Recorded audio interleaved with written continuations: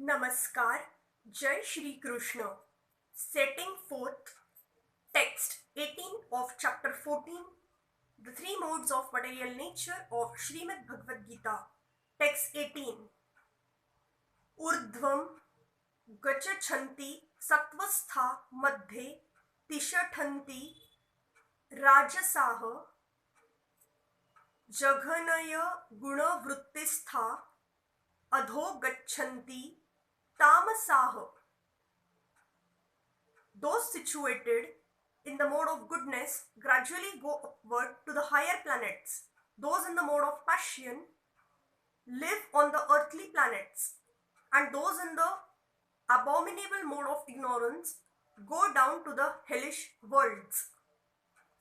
In this verse, the results of actions in the three modes of nature are more explicitly set forth.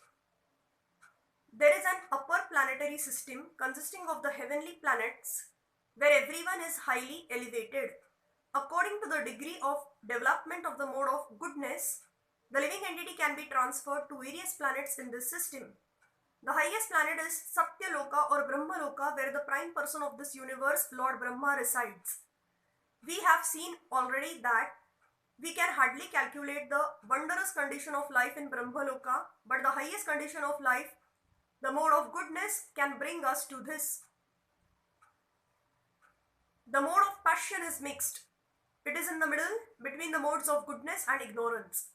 A person is not always pure, but even if he should be purely in the mode of passion, he will simply remain on this earth as a king or a rich man. But because there are mixtures, one can also go down.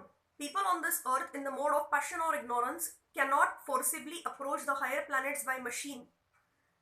In the mode of passion, there is also the chance of becoming mad in the next life. The lowest quality, the mode of ignorance, is described here as abominable. The result of developing ignorance is very, very risky. It is the lowest quality in material nature. Beneath the human level, there are 8 million species of life. Birds, beasts, reptiles, trees, etc. And according to the development of the mode of ignorance, people are brought down to these abominable conditions. The word tamasaha is very significant here. Tamasaha indicates those who stay continuously in the mode of ignorance without rising to a higher mode. Their future is very dark.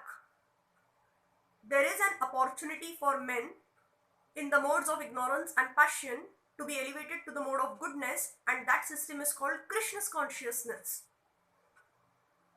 But one who does not take advantage of this opportunity will certainly continue in the lower modes.